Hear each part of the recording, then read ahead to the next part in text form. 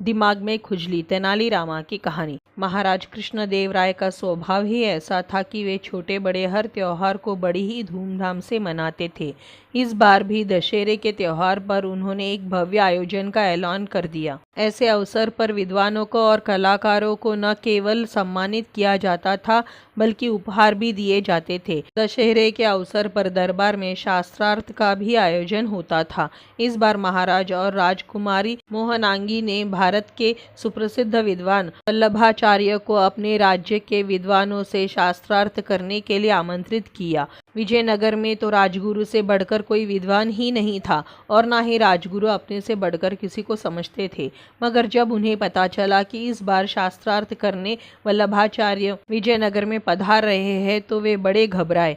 कहने को तो वे कुछ भी क्यों न कहते हो, किंतु एक बात वे अच्छी तरह जानते थे कि वल्लभाचार्य से वे किसी भी कीमत पे नहीं जीत सकते थे। राजगुरु ने अपना यह डर अपने परम मित्र रंगाचारी के सामने प्रकट कर दिया। बोला, रंगाचारी मित्र, मुझे तो ऐसा आभास होता है कि यह राजकुमारी मोहनांगी की चाल है। वह इस प्रकार मुझे भरे दरबार में नीचा दिखलाना चाहती है। लगता है वह तेनालीरामा के बहकावे में आकर ऐसा कर रही है। जरा तुम स्वयं ही सोचो मित्र कि कहाँ वल्लभाचार्य जैसा विद्वान और कहाँ मैं। अब तो इस अपमान से बचने की एक ही सूरत है कि कोई बहाना बनाकर दरबार में उपस्थित ही न हुआ जाए। ठीक है, तुम ऐसा ही करो, मगर कोई बहाना वह मैं बना दूंगा। तुम घर पर आराम करना, बाकी राजदरबार की स्थिति मैं संभाल लूंगा। मगर उस शैतान तेनालीरामा को कैसे संभालोगे? चिंतित होकर राजगुरु ने कहा, वह तो सब गुड़ गोबर कर देगा। तुम चिंता मत करो, मैं उसे भी ऐसा सबक सिखाऊंगा कि जीवन भर याद रखेगा। फिर वह दिन आ गया जिस दिन शास्त्रार्थ होना था। उस दिन राजगुरु दरबार में हाजिर न हुआ। किसी के पूछने से पहले ही रंगाचारी ने महाराज से मुखातिब होकर कहा, महाराज, दिमाग की खुजली के कारण आज राजगुरु दरबार में हाजिर न हो सके।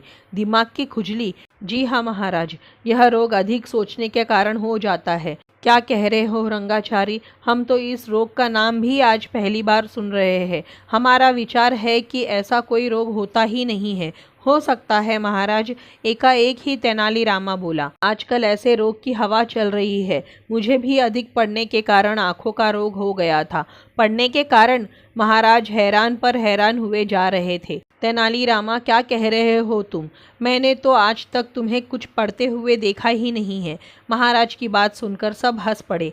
महाराज, क्या आपने कभी राजगुरु को सोचते हुए देखा है? इस बार और भी जोरदार ठहाका लगा। ऐसी विचित्र बात है, महाराज ने कहा। राजगुरु को दिमाग की खुजली का रोग हो गया है, जबकि शंकराचार्य, रामानुजाचार्य और माधवाचार्य जैसे विद्वानों को यह रोग कभी हुआ ही नहीं। हालांकि उन्होंने इससे अधिक चिंतन और विचार किया होगा। तेनालीरामा जैसे न पढ़ने वाले व्यक्ति को आंखों की खुजली का रोग हो गया, जबकि बहुत अधिक पढ़ने वाले दूसरे विद्वानों को यह रोग कभी हुआ ही नहीं। इसमें कोई विचित्र बात नहीं है महाराज, तेनालीरामा बोला। यह रोग किसी विशेष सीमा तक सोचने या पढ़ने से नहीं होता।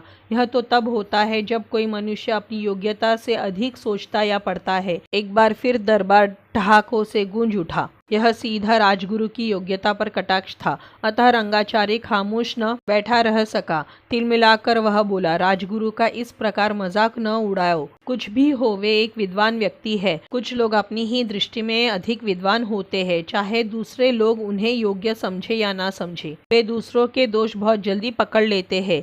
खिंचते हुए रंगाचारी बोला, वो सब ठीक है। तेनालीरामा ने फिर नमक छिड़का, लेकिन बेचारे राजगुरु को अपने दोषों का बिल्कुल ज्ञान नहीं है। मैं उनका बहुत सम्मान करता हूँ, करना ही चाहिए। उनका हर जगह तुमसे पहले सम्मान होता है। इससे स्पष्ट होता है कि उनका दर्जा तुमसे कहीं ऊपर है। रंगाचारी को उम्मीद थी कि इससे आगे तेनालीरामा कुछ नहीं बोलेगा, मगर तेनालीरामा भला कहाँ चूकने वाला था। वह तपाक से बोला, यह भी आपने खूब कहा। हम अपना मुंह हाथ धोने से पहले हाथ पांव धोते हैं, तो क्या इससे हाथ पांवों का दर्जा मुंह से बड़ा हो गया? दरबार में एक बार फिर ठहाके गूंजे।